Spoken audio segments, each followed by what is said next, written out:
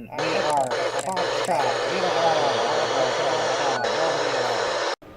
Hey, it's Steve from Grey Machine Comics. I'm doing my weekly wrap up. I've got Yogi here. Woohoo!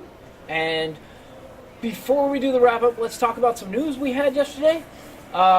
Jerry Duggan, the great Jerry Duggan, who's writing Dead Rabbit with John McCree, the artist, they hit a snag, I guess. I guess Image hit a snag. We got an email that said basically all the copies of Dead Rabbit are to be mandatorily recalled. Yeah. I don't recall a mandatory recall. That's what you know me now. No, let me silence my phone real fast. But so what ultimately happened? The news broke today, and we found out that a bar in New York City called Dead Rabbit is suing them over the trademark. And I guess the reason being is the bar in New York City has a mixology book that is all about, mixing drinks and stuff like that. And it's got recipes for drinks and cocktails on top of being a graphic novel. And Bleeding Cool, I'm reading this from Bleeding Cool, by the way. Bleeding Cool quoted both books, so we're going to do a comparison. The Dead Rabbit, Mixology and Mayhem tells the bloody vindictive tale of John Morrissey, a real-life Irish gang leader in New York City who died in 1878. In this story, he's reborn in 1978 as a rabbit with fierce red eyes. New York in the 70s is a scum den, and Morrissey fits right in. He's no Ray Liotta bellowing Karen as he snorts cocaine into his pasty, porous face. He's a man, no rabbit, of values. Really effed up values that lead to lots of murdering in the name of revenge and Irish pride. The women in his life wear tight, breast-bearing clothes and wield machine guns. The men pound the S out of each other. This rabbit is also uncomfortably jacked. That sounds horrible. But for comparison, we're going to compare the Jerry Duggan, John McCree description for Dead Rabbit #1. Back in the 90s, Dead Rabbit was a prolific Boston stick-up man and hoodlum, until he took down one last big score and disappeared. Nobody ever discovered the truth. He retired to be with the love of his life. Now he's back in the mass to save her, but no one, not his wife, the mafia, or the cops, is happy he's out of retirement. So that's the comparison of the two. Now, those books don't sound very much alike, do they? Not at all. Yeah, not at all. They don't sound very much alike. I'm guessing that a mixology book is probably going to sell as a mixology book. I don't think it's going to be affected too much by a comic book. Yeah. Yeah. It's kind of dirty. And I know for a fact that, I mean, not for a fact, I don't know for a fact, but I'm pretty sure that Jerry Duggan and John McCree, and I hope I'm getting their names right, they probably can't say anything. They're probably under a gag order. And if Image, I think it's like a $2 million lawsuit. I should be looking at the camera. It's like a $2 million lawsuit. So Image probably can't say anything, and they're probably under a gag order. And I don't know where we go from here. Are we gonna? I don't think. I hope they can get it worked out, man, because that was a really good series. It was so a good far. series. It was a I damn agree. good series. Yeah. It's we don't know where they're going from here. I mean, they might rebrand it and re-release it, or they might not be able to because I don't know, stuck in litigation. So it might be years before you hear from it again. It might just be tanked completely. I'm really sad to see it go because that was a heck of a story. Oh yeah, man. It's like you said, man. It's like Punisher almost, or Boondock Saints. Yeah, it was like a Boondock Saints crossed with Punishers. It was really, really good. I don't know. I sure hope they rebrand it. Like, call it Run the Rabbit or something and just call him a rabbit. I don't know. That's sad news. So, well, we're going to wash our hands with that. Isn't it weird, though? The description of the first book sounds like fan fiction. It does. It sounds like terrible. The men beat their chest and the women are bare-breasted. It's like, it's like a 1970s kind of like B movie kind of thing. Yeah, it's like a B movie. It sounds horrible. Whatever. I mean, it might be a great novel. I don't get what that bar is doing at all. what's going on. I mean, if that bar wants to make enemies of every comic fanboy in the world, you've sort of done a good job. Not that I'm saying, but I wouldn't go buy their drinks. Anyways, we shouldn't say stuff like that. I know. Because that's not our business. Yeah. Let's just get to the book reviews. So the book reviews this week. Let's see. We're going to start it off with Enter the Spider-Verse, Spider-Man #1. Now, this is a combination book. It's got a story involving, I guess they're calling themselves the Web Warriors, and they encounter the Sinister Six, and it goes about as expected. It's a pretty telegraphed story, but then again, it's sort of a story on the movie license, so I don't ever expect too much of these books, to be honest with you. The other half of the book is Miles Morales' number one is Spider-Man, and that's pretty good. So if you're a collector, the variant is probably going to be what you want to get, because this variant cover is gorgeous. The book itself, I don't see it going too far. The story's kind of meh. If you really, really like the movie, come pick it up. We've got it here for you, but if you are a Spider-Man fan or a Spider-Verse fan, you're probably better going with Spider-Geddon right now, because that event's really fun. Speaking of which, we got 2 Spider-Geddon books this week, but we're not going to review them. It was, which ones? Spider Force and then Spider-Force, Spider-Geddon. Spider-Force and Spider-Geddon. We got them both. But I'm trying to deviate from the books that I review every week because I think I'm talking too much about the same ones. Speaking of ones I've already talked about, how about Judge Dredd? So, the Judge Dredd Toxic storyline is following Mega City, and Mega City has 2 issues going on. One, the citizens of Mega City hate these aliens, these darn aliens from another planet, not illegal aliens, but they're treating them like that. They're calling them illegal aliens because they're in the Earth illegally. Mm-hmm. And these aliens have a benefit. They help a lot of the people that are in the toxic, radiated parts of Mega City, cleaning it. They're sort of keeping these people alive and keeping them from mutating. So they've got a benefit, but all these people they're saying no more offies in the screenshot, or the cover.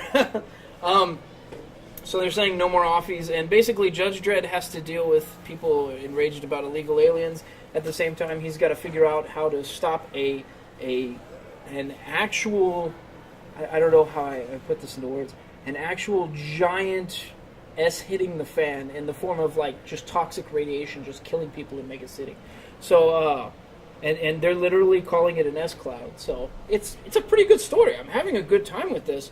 It really references a lot of our politics in America today, a lot of the anger. I think there's one line in this that was really, really brilliant, and it said like that the people that were against the aliens, that they decided that anyone who wasn't on board with their politics, that they were alien sympathizers, they were the enemy, and oh my God, does that like echo some politics in this day and age.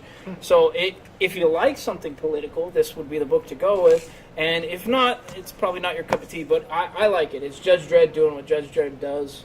He gets to, judge, jury, and execute people. I like that stuff. He's also got a rookie with him, and the chemistry between him and the rookie are hysterical. I'm talking to you instead of Ken. I know. I'm giving like the rookie at least like 2 weeks before he dies. Or she dies. I got a lot of faith in this rookie. I think he's going to go the distance. All right. All right. Should we place odds? We should place odds. How many books do you think it's going to be before the Judge Dredd rookie dies or lives? Second to last in the series. I think he's going to go the whole way. I like this guy, so I think he's going to go the whole way. But then again, I haven't followed Judge Dredd in years. The character might actually be a normal character. Yeah. Next, we're going to talk about Aquaman Drowned Earth. This is Aquaman number 42. And this is Zack Snyder's giant game of The Floor is Lava, only the floor isn't lava. The floor is a giant amount of purpley water that is turning people into, like, space mermen.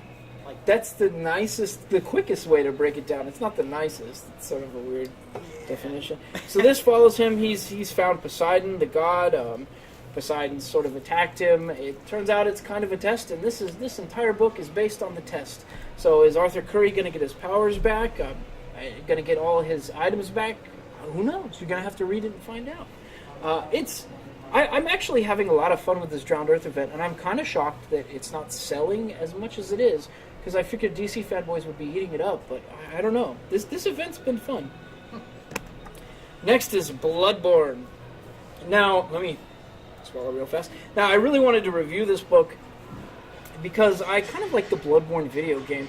The mythos behind Bloodborne and Dark Souls games is always really, really clouded. They don't explain it. They just sort of throw people in and they let them learn, and you can sift through the mythos and maybe come to some conclusions, but it's real clouded, and it's like got old Victorian like talk.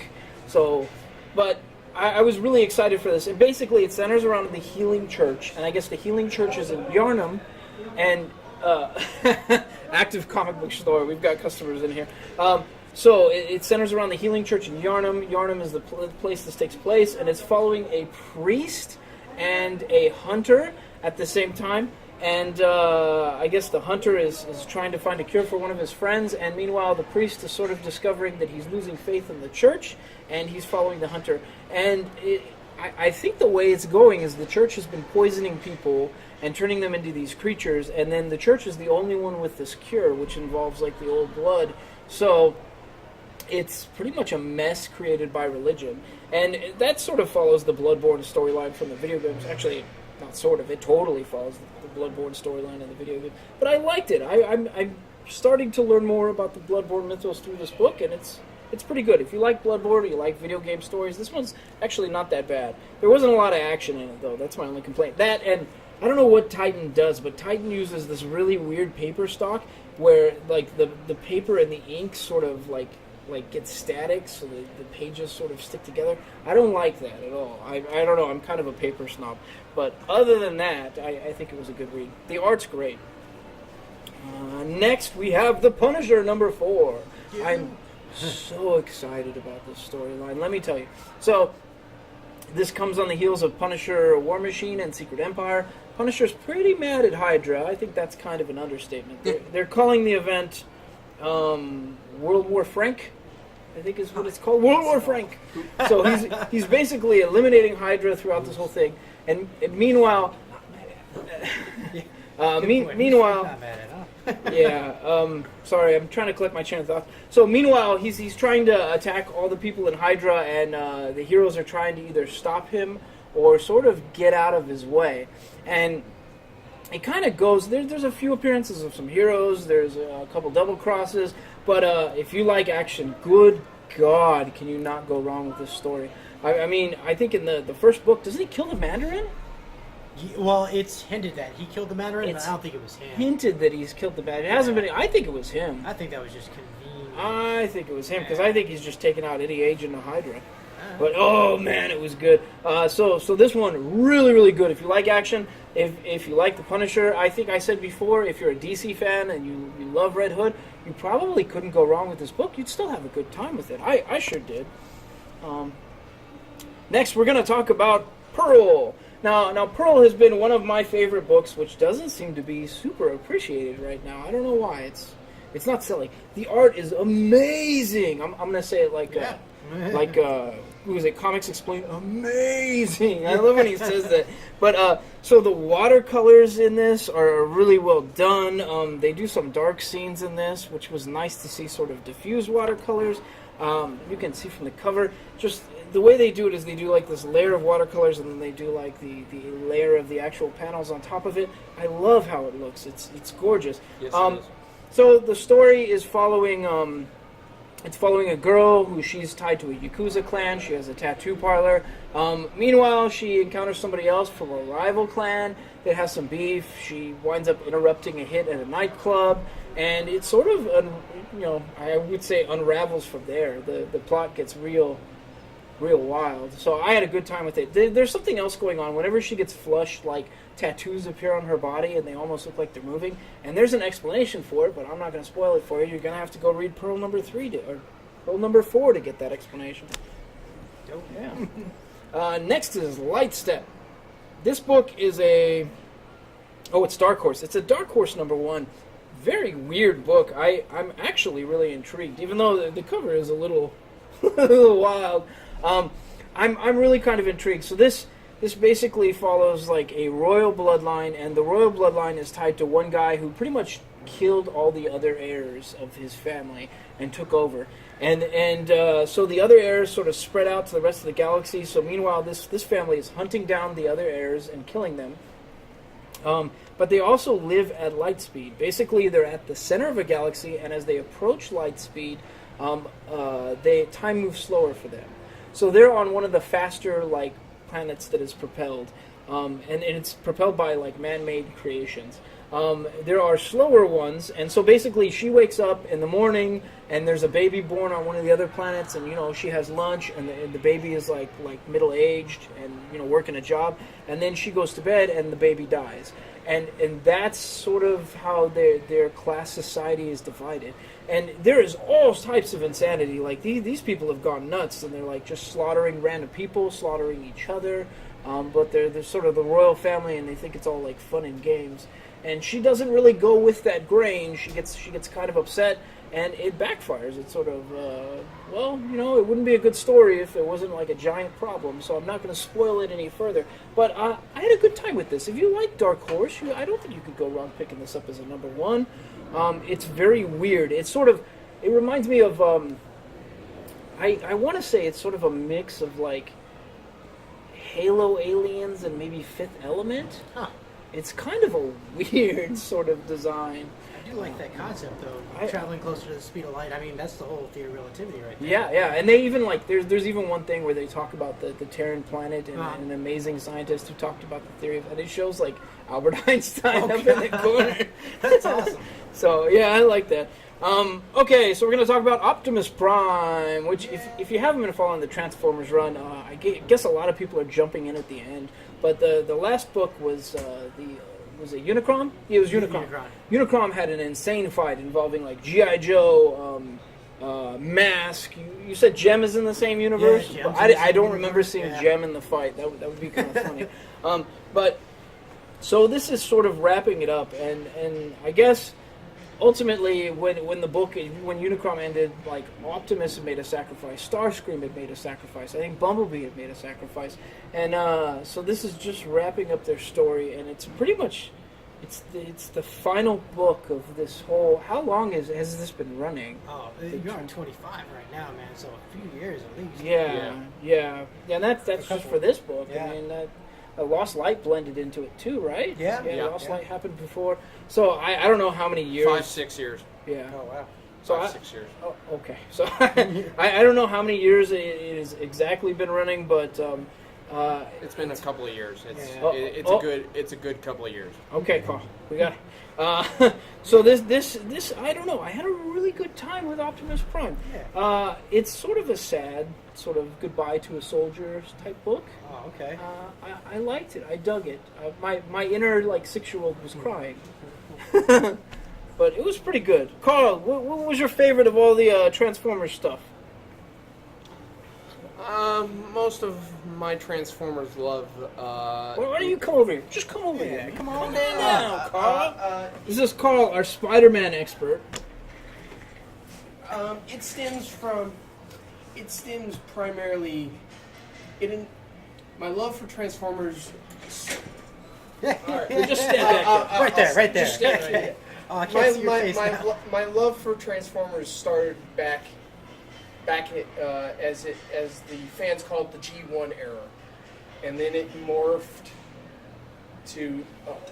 Sorry, right here, brother. I can't see your face. That's okay. It morphed. It started from the G1 era. Okay.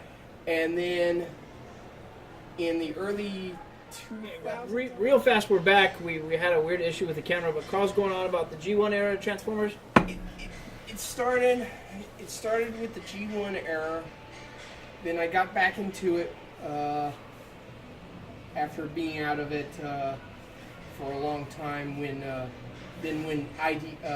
Dreamwave originally had the Transformers license, and then now that IDW has it, IDW has been great with the Transformers.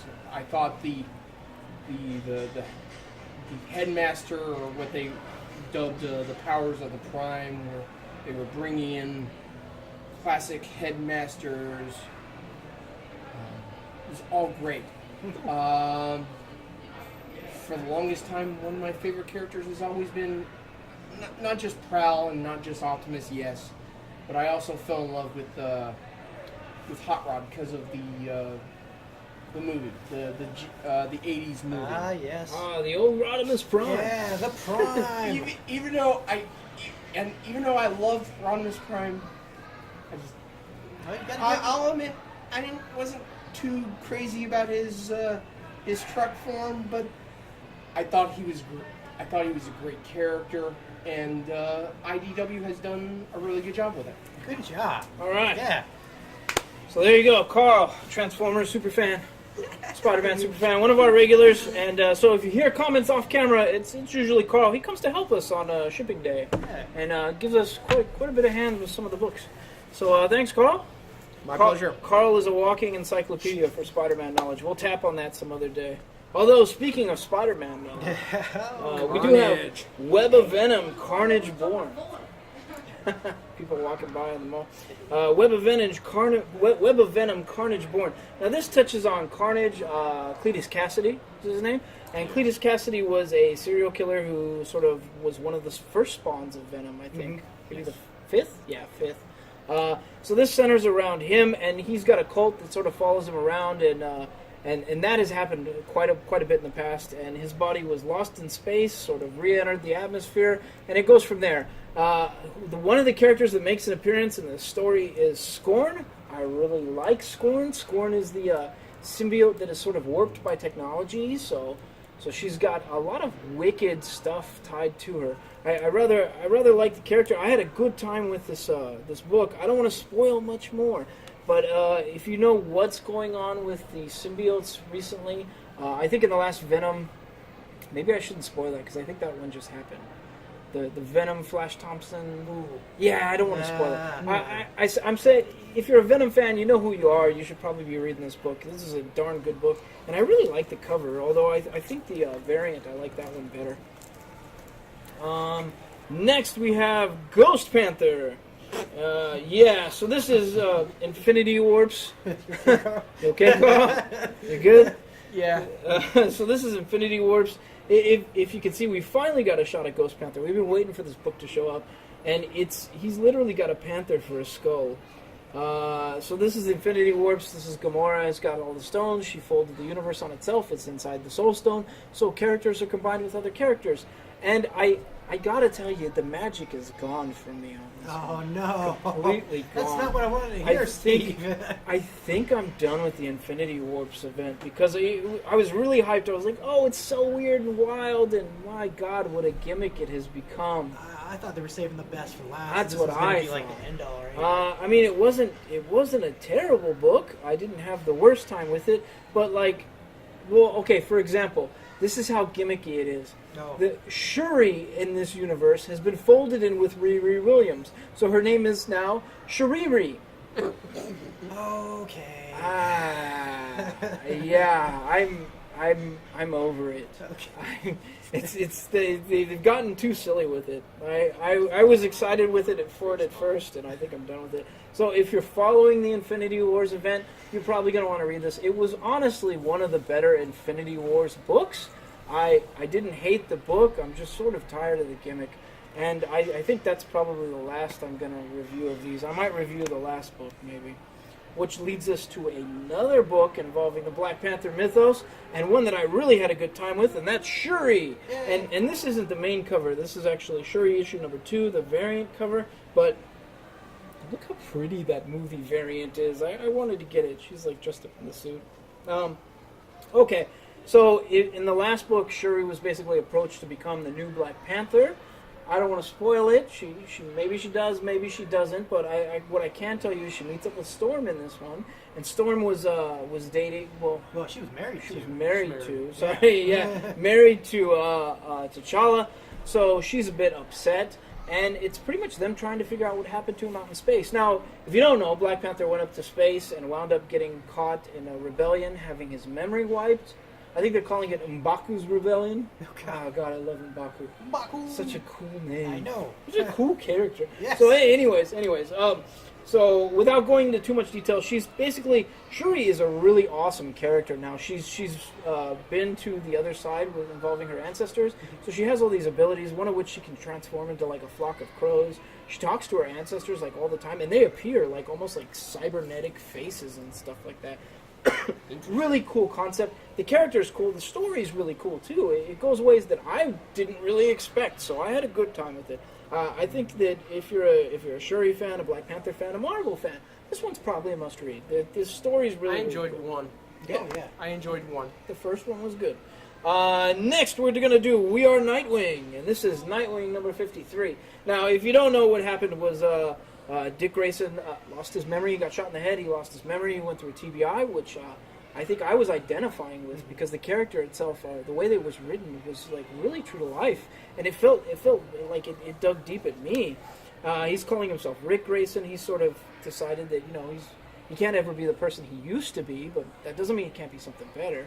But at the same time, he was tired of all the pressure that everyone was putting on him to go back to the mantle, so he just gave it up. He burnt one of his hideouts, and in the process, one member of the police force found his hideout with all his suits, and he donned one of them, and he gave the other suits to other members of the police force, and now there are 4 new Nightwings running around. And this picks up where Rick Grayson actually encounters one of the Nightwings and goes from there. And it's kind of fun. There's a Nightwing that isn't afraid to use guns, which is weird, but also is not as talented as Rick, so he sort of falls through a skylight at one point. And I don't want to spoil it any more than that, but I'm actually having a good time with this, and I didn't think I would, because it's sort of sacred ground when you start messing with Nightwing mythos. I start to get a little nervous, but putting 4 Nightwings out there was kind of weird. But I'm not having a bad time with it. Granted, I'm a DC fanboy, so you can take my view with a grain of salt. And I guess that's all the books we have for this week. This week is going to be the dankest of Fridays, the Black Friday. I've been watching too many memes, so I threw out dankest.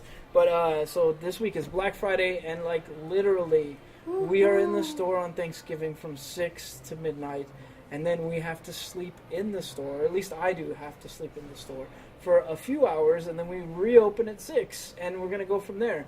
And I'll be here with you, bro. I got a sleeping pad and everything. Man, I knew we were treating this first year like a deployment, but man, I am tired. We've worked some long hours, and we worked really hard in the shop and worked really hard in these videos, so we hope you guys are enjoying it. And if you're enjoying it, do us a favor and click subscribe if you haven't subscribed, and maybe bell icon too. Yeah, hit the bell icon if you want to get more of our stories, our weekly wrap-ups, our ramblings about Dead Rabbit, interviewing regulars like Carl. Come back, Carl. Come back, Carl. All right, so I think that's your new nickname, Comeback Carl. I don't know where it came from. Combat Carl. There was a toy called Combat Carl. Combat Carl. Combat Carl. Yeah. That's not really a compliment. Well, I thought you said comeback Carl. Comeback Carl's too. I like that too. Shoot, we got 2 compliments there today. Okay, well, we're going to let you go, because otherwise we're just going to spaz out on the camera for another hour. Yay. So we'll see you next week. All right, do the dance. Do the dance. Yeah. Yeah. Come dance with me, Carl. Do the dance. Come dance with me, Carl. Come dance with me. Okay.